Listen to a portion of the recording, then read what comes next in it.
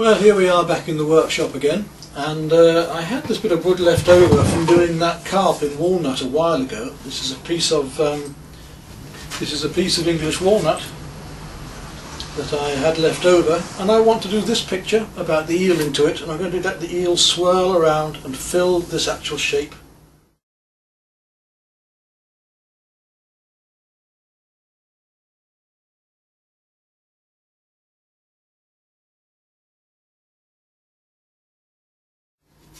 And the first thing to do is to cut away all of the waste wood, and then we can gradually work our way back. Obviously I want to make life as easy as I can for myself, so the first thing I'm going to use is a jigsaw just to take away the outside, all the outside shapes waste wood.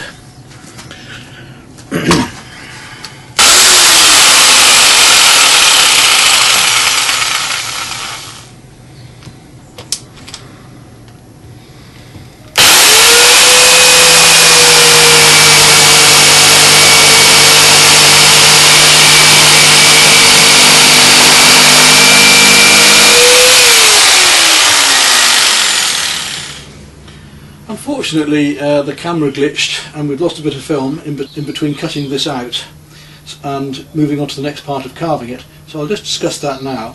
What I did after I'd jigsawed around these outside shapes was to drill through here and then put the jigsaw blade through and cut these shapes out. Simple as that. Then I took a V-gouge, which is this one. You see it's got a V at the end. It's usually used for cutting letters and so on out because it's got a nice pointed edge. And I went around the edges of this, like this, where the joints are, to delineate where I'm going to cut down and through. And after that I move on to this next gouge and this next part to cut down into these.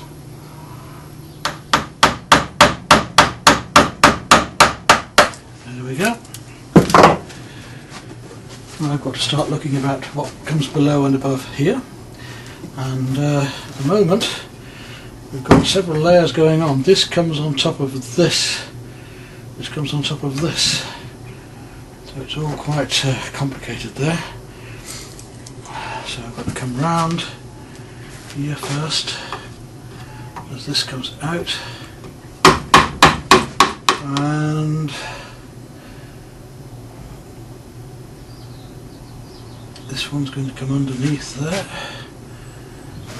Comes up through here.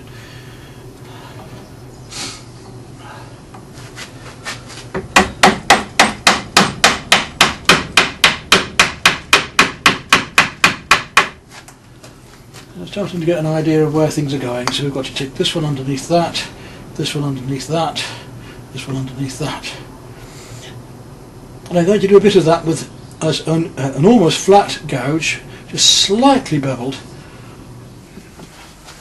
So I'll take my slightly beveled gouge. You can see it's almost flat but not quite, and I'm going to cut in into here to start to make a low relief. So this time, instead of using lots of tools, we're using the old traditional carving chisels, gouges and mallet.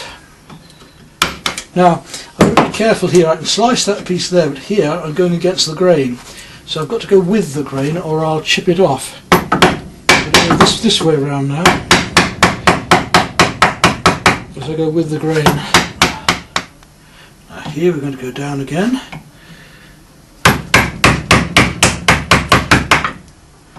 And here, with the grain again. Because that piece is coming underneath this one.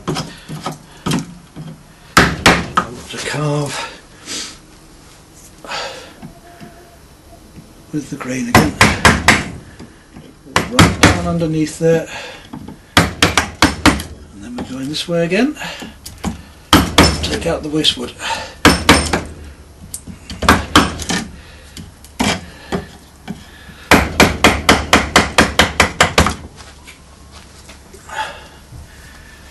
This one is coming underneath there as well.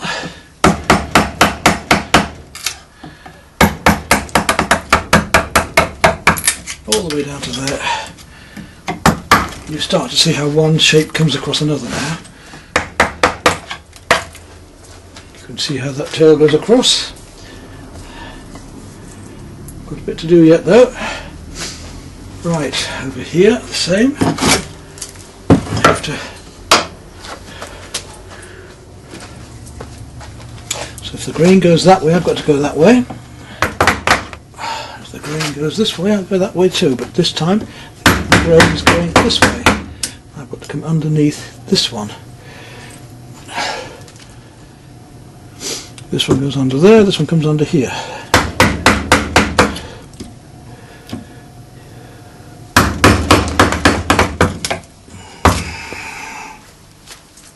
That one goes under there, and this one has to come under here.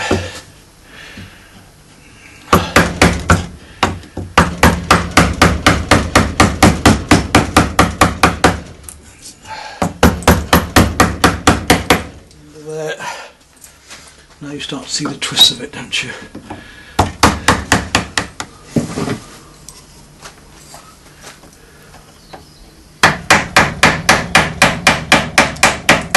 Going with the grain again.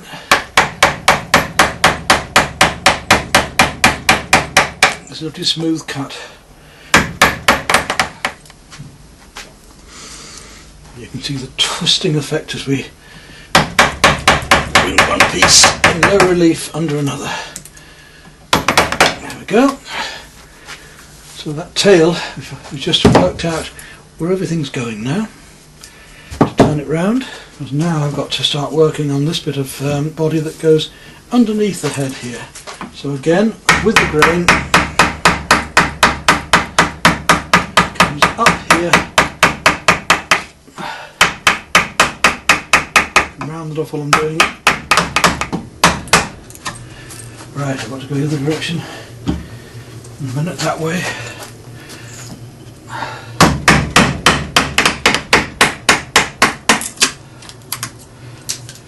And with the grain this way, not easy to get at now. Might have to move the clamp in a minute, but just start rounding this off. I need to change positions.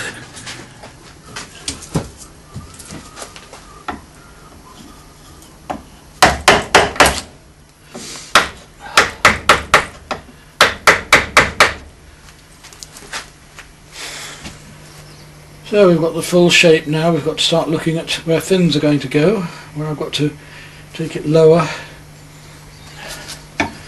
This way now.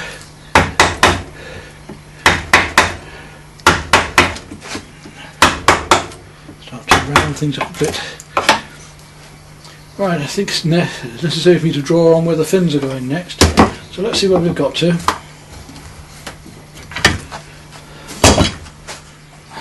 Right, you can see it here now. Here's the head of the fish coming back underneath this piece of tail, down, up, through there again, up and round, back, and all the way down and round and back to the tail. Now I've got to start marking out where the fins and things are going to get halfways on this.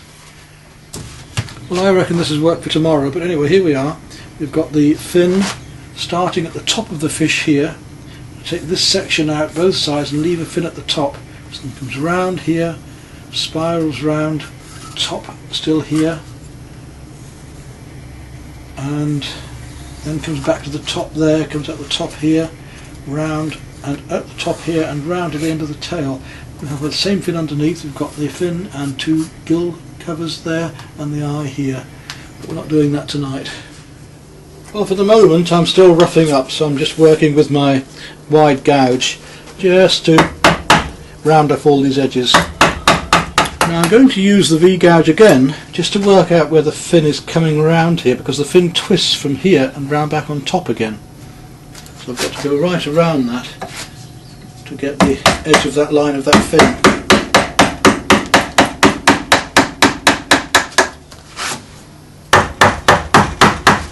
Going into the grain there, so I've got to come back this way to go with the grain. Now as I work around this fin and the fin comes around here and twists around, I'm going to need more of a shaped, deeper gouge to get into here. So I've got to come right round with this fin into here, and there's a fin both sides of the fish here, so I'm going to come along here and do the same down to halfway here as well. So we're back to the old traditional ways of carving now by hand. So there's the fin coming out and down. We'll round this off later. I'll just show you how it's going to go now, so at least you'll know. Just go around there, gently rounding off the eel. Little taps. I'm not using my big carving mallet, just my light one for this job. Remember what I said about going against the grain? If I go there, I'll split this whole piece off, so I've got to go this direction now. To go around here.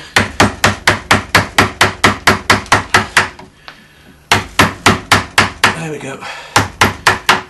And of course, if the eel's body is twisting, then we're going to find that the fin from here will go around the back there as well. So as I come around here with this fin, I've got to equally go around the back. There's the halfway, and I've got to bring that right down and round. The twist now I've got of the fin coming up around the top and around to the top on the other side, and how I'm bringing the bottom fin round underneath here as well. Starting on the fins at the tail, the way the back fin comes around here, under through this one, back up here again. So I'm just going to carry on using the V-gouge just to find the height of the fin. I'm going to round the tail off here and cut these edges out to leave that fin showing up, and work my way around the rounds of that as well.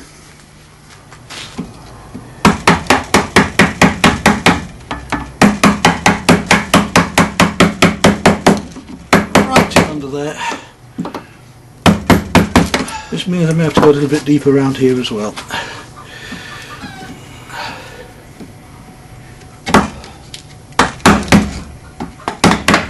And to get the feeling that there's a relief under there, we'll get the V-gouge and we'll cut right in underneath that fish there.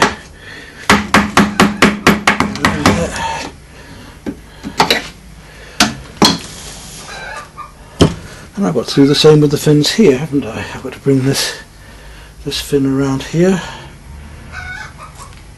It's going to twist around again and go down under there. I'm going to turn this around to shape the rest of it.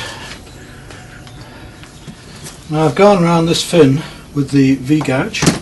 I'm now going around afterwards on this flat gouge just to leave it raised. Should be just facing down and inwards, so I'll come in here and take off a slice off there so that it's now facing up and outwards a bit. So now it's standing out proud, and the gill we want to find as well, which comes just around inside here.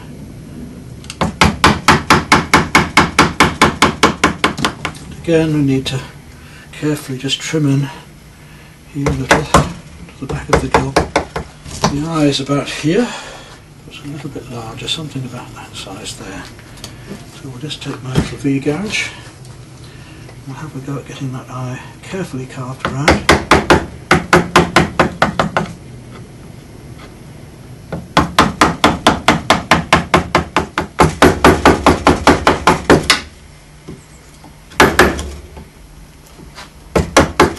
There we go. Starts taking shape now, isn't it? Right, I think it's time to turn the whole thing over now, so we can start to see the detail of it. But to work some of the shapes from the back. Right, well there we are from the back, very much as we started from the front. Now I've got to work down around the body, just to halfway down these fins again, just to get halfway down the fins.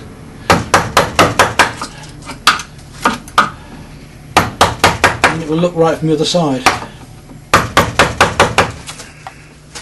So back inside here again.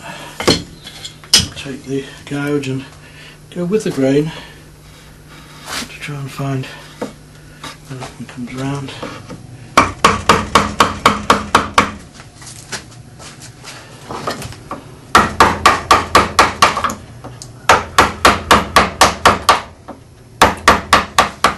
Well, that's where we've got to now, so we're getting well onto it. I think it's time to start rounding it up now and changing our tools.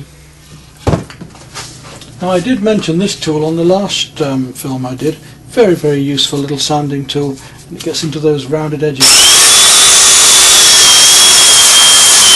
lovely finish that gives. Plus the fact it helps us to shape it as well, so it's a very useful tool.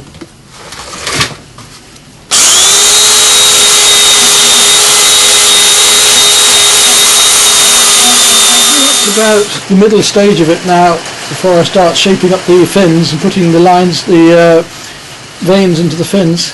Right, well that's where we've got to now then. You can see the behind, I've rounded that all up as well. That's quite a nice abstract shape in its own, doesn't it? But here we are. So we've got all the details done and the swirls of the tail and so on. Now I've got to get in there with some needle files and round rasps and just get into these corners and edges that I couldn't get into with the tool.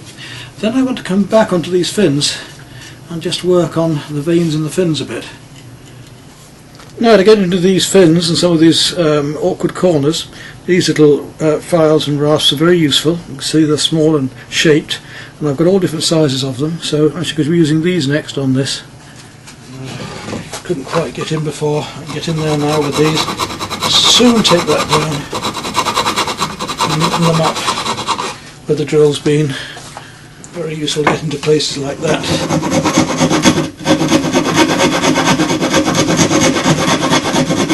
Using this tool on its edge, I can do these little lines in the fin.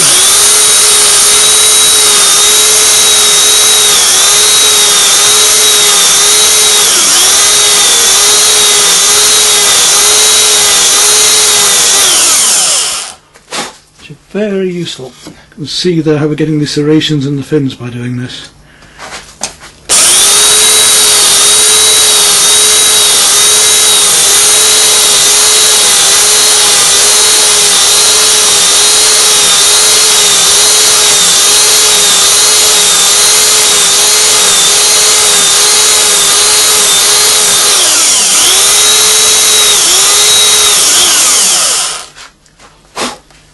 Well, there we are then. I think that piece is about finished, and we've got all the veins of the fins now, the rays of the fins should I say, and it's just a matter of now doing first polishes. And I've got to think how I'm going to, what sort of base I'm going to make for it, whether it's just going on the wall or whether I actually make a base for it.